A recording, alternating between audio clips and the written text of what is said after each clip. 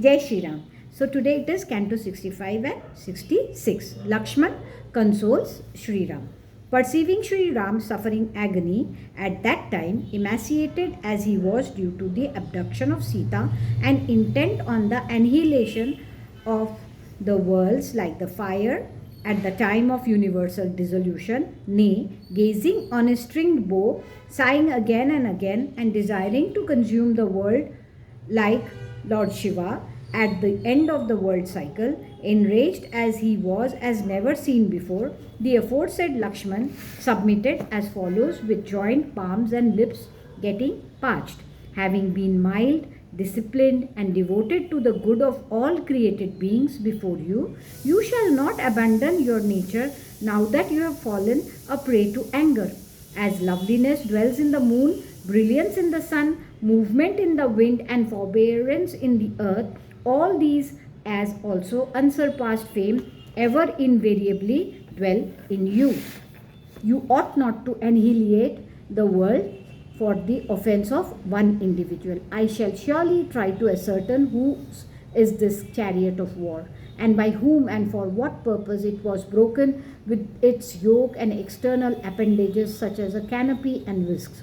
This piece of ground has been cleft by hoofs and fellows, and sprinkled with drops of blood, and presents a most horrid appearance, which leads me to think that a combat has taken place here, O Prince. But this has not been the encounter of a single chariot warrior, not of two, O jewel among the eloquent. I do not actually perceive the footprints of a large army imprinted on this ground, and you ought not to annihilate the worlds on account of one man, for suzerain lords of the earth are just in their punishment, mild and very composed, while you are always fit to protect all created beings, nay, their supreme asylum. Who on earth would approve of the disappearance of or destruction of your spouse? Even rivers, seas, mountains, gods, Gandharvas, and demons have no power to give offense to you any more than the saintly priest officiating at a sacrifice to do anything distasteful to the man consecrated for a sacrificial performance. With me as your companion and bow in hand, and with the greatest of sages as your helpers, you ought to seek out him by whom Sita has been borne away. We shall explore the ocean as well as the mountains and forests, as also various fearful caves and different loud ponds, and shall also steadfastly search the realms of God and Gandharvas until we find the abductor of your consort. If the rulers of God do not restore your spouse by peaceful means, you may adopt a measure which is opportune, viz.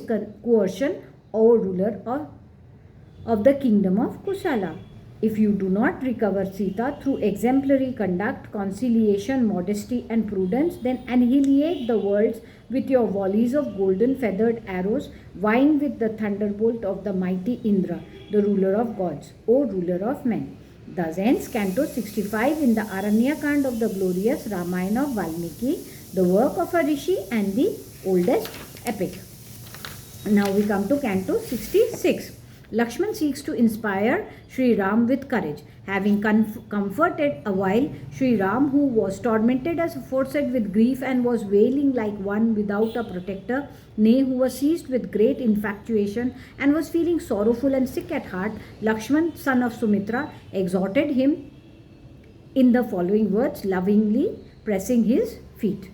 You were obtained by King Dashrath by means of great austerities in the form of religious vows and fasts and great pious acts such as performance of the Putreshi sacrifice, as nectar was obtained by God.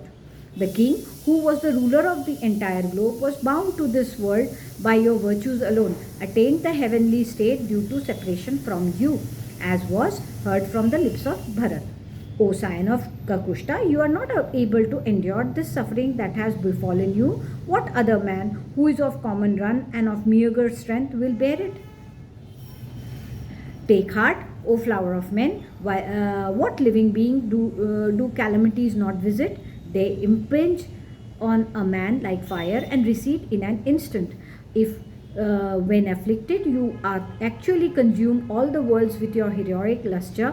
Where will, O tiger among men, created beings in distress get relief? This impact of suffering is but natural with human beings. King Yayati, son of Nahusha, attained by his meritorious deeds residence in the same heaven with Indra, but even there misfortune in the shape of fall from heaven brought about by indiscretion visited him. To Vashishta, who is an eminent seer of Vedic mantras and who has been family priest of our father, 100 sons were born in the course of a day, and again in the course of a day they were all killed by King Vishwamitra. Nay, violent volcanic convulsion is seen even on the surface of this earth, who is the mother of the mobile creation and is greeted by all people, O Lord of Koshala. Even the sun and moon, endowed with extraordinary might, which set virtue on foot by giving light and energy to the world and set the world going by providing a measure of time and on which everything in the world rests, have to suffer eclipse.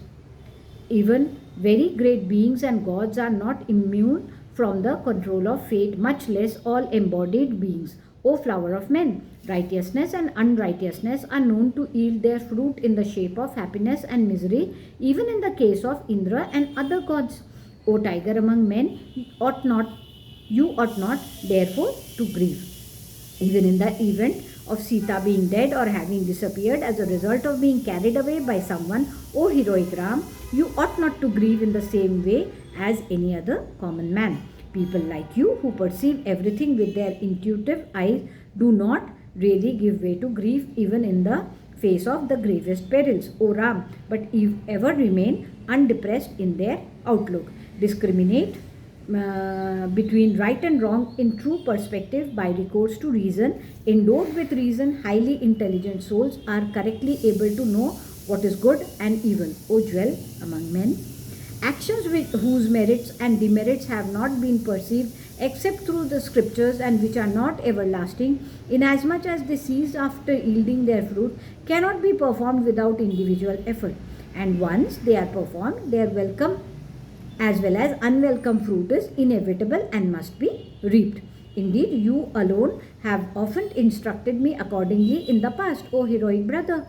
In fact, who on earth can instruct you, be he Brihaspati, the preceptor of God himself?